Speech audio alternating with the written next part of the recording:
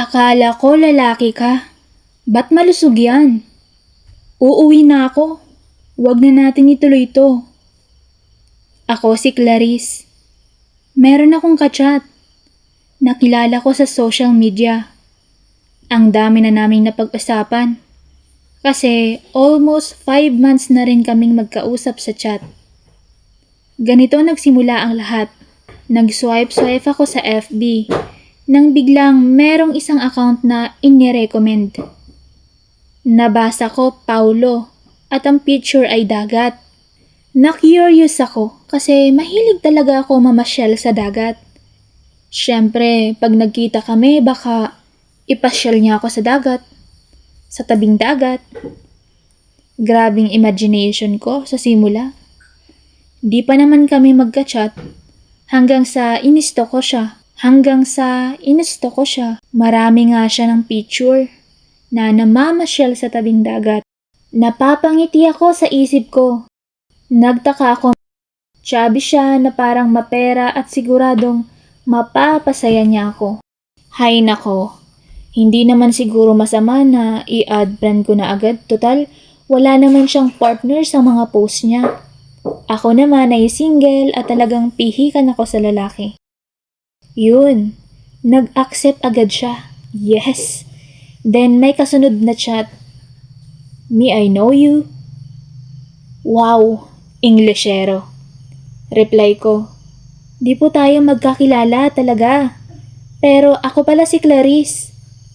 Reply niya naman, so single ka ba? Grabe sa banat nito, ibang klase yun. Siyempre naman. Sagot nito.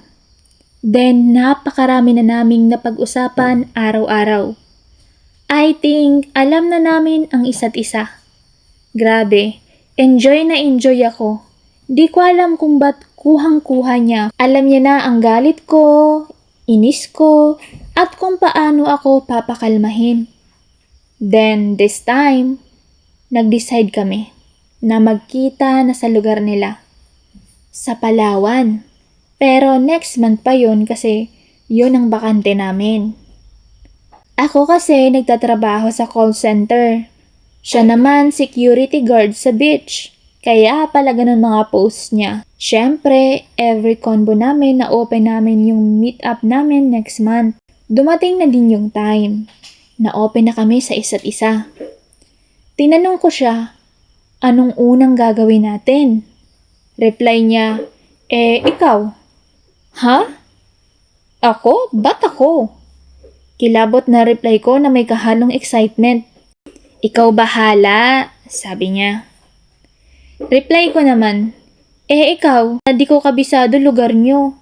Layo kaya niyan dito sa Marikina. Okay, syempre dito tayo dediretso sa beach, kung saan ako nag-work. Talaga? Tuwang-tuwa na chat ko. Then nag-video call agad ako sa kanya. Sinagot niya pero ayaw magpakita. Gusto niya surprise daw sa meet-up. Sige, okay lang. Malambing ang boses na medyo Pino. Yung ganun ba?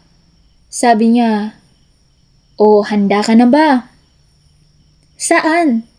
Bakit naman? Ano ka ba, Clarice? 25 ka na? Di ba ahead ka sa akin ng 1 year? Alam mo na yun. Ganon? Maggaganon tayo? Oo naman. Sagot nito. Aaminin ko, Paulo ha. Wala pa kasi akong alam mo na. Sa akin, ganon. Ha? Sa edad mo na yan? Oo nga, pihikan kasi ako sa mga boys. Girl? Ganon sa girls? Yun ang biro niya. Nagtanong naman ako, girl? Wala. It's a joke, sagot naman ito. Ay nako, mag-e-enjoy ka sa akin, Clarice. Dito na rin ako bumato ng mga alam niyo na. Kahit wala pa ako Madami din akong alam kasi. Lahat ata napanood ko na sa Green video. Ang una kong gagawin ay ikikiss ka. Ikaw ba? Dapat pala maayos ko ng pag-shower ko at gagamit ako ng pH care. Di ako nakasagot agad. Sabi niya, "Hey, andyan ka pa ba?" Oo naman. Parang ang bilis kasi ganun agad, once meet up. Laking Marikina ka ba? Tanong niya. Sabi ko, hindi. Bicolana kasi mother ko, kaya Bicolana ako dati. Actually, 5 years pa lang ako dito. Kaya pala ganyan ka. Gets ko na kapag Manila girl, 15 pa lang, wala ng bandera, isinuko na agad ang bataan. Okay, sige. Ikaw na bahala. Gawin na lang natin ang naging main point tuloy ng meet up namin ay bangbangan. Pero okay na nang matry ko na rin, baka huli na ako sa ganap ng mundo. Ang totoo, ang daming mga basagulero dito sa Manila. Kasi QC pa ang biyahe ko. Kapag may duty ako doon, ligaw dito, ligaw doon. I don't care naman ako. Goal ko kasi mag-work lang. Okay. Okay, ganun sige. Ako bahala sa'yo, sabi niya. May mga tools ako dito. Pabiro niya. Ano to, horror? Joke lang, bawi niya. Curious lang naman ako. Mag-e-enjoy tayo. O hindi kasi once time mo eh. Yaan mo na, bawi ka na lang sa second day natin. Okay na yon, sigurado ako. Okay, tuturuan pa kita niyan? Grabe ka, may alam na ako na. Nanood na din ako, oy. Sige, okay, walang atrasan ha. Oo naman, actually gusto ko na rin eh. Magdala ka ng hapit na damit ha. Magsuswimming tayo. O mag-swimming ako sa ano mo. Grabe ka, natry mo na yun? Oo naman, lahat sila, palitan kami. What? Di ko magets. Natawa na lang siya. Alam mo bang sobrang mamimilipit ka kapag nagmumukbang ako dyan? Hay nako, end call muna tayo. Antok na ako, bye. Pag off ng CP, nahiga agad ako. At gamit ang kamay ko, nagpaligaya ako ng mga 30 minutes ko ginawa. Nanginginig talaga ako. Then, nung ang mayonnaise ay maramdaman ko na, nilamuta ko na din, napakadulas na talaga dahil sa white. Naiisip ko siya habang ginagawa yon. Nakita ko ang pagprito ko. Kinabukasan agad ko itong kinuha. Maliliit lang ito. Kasi mahal ang kilo. Parang hiniliit ko lang. Pero as in, nang tigilan ko, lasog-lasog talaga. Wala na tuloy akong maiprito kinabukasan.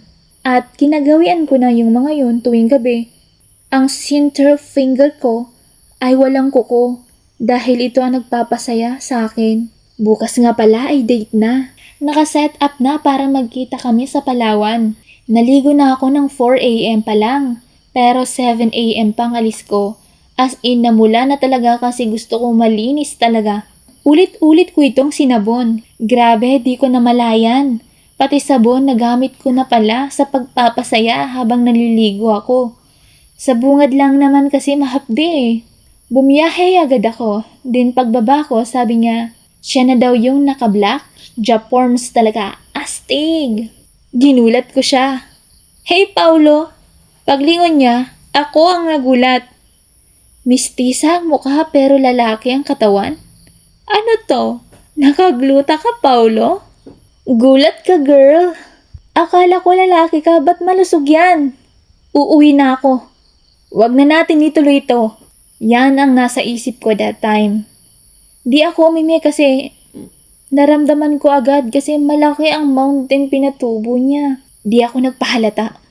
Then pumunta na kami sa beach kung saan doon siya nagstay. Walang tao kasi 10 oras na. Pumasok agad kami sa kwarto at inalok agad ako ng hapunan. Pero iba sana ang gusto ko. Sabi niya, alam mo na. Oo, ano ka ba? Isang tingin lang alam ko na. Sinampal ko pero ginantihan niya lang ako ng halik. At grabe, natuwa ako. Magaling talaga. Nakita ko mga gamit niya. Yun palang tools na sinasabi niyang iba't ibang size. Sinuot niya at ginamit namin. Natuwa naman ako.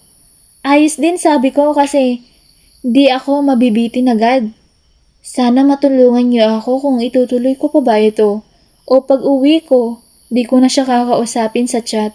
Ano ba ang gagawin ko? Sana matulungan niyo ako. At aasahan ko ang mga maipapayo niyo sa akin. Salamat.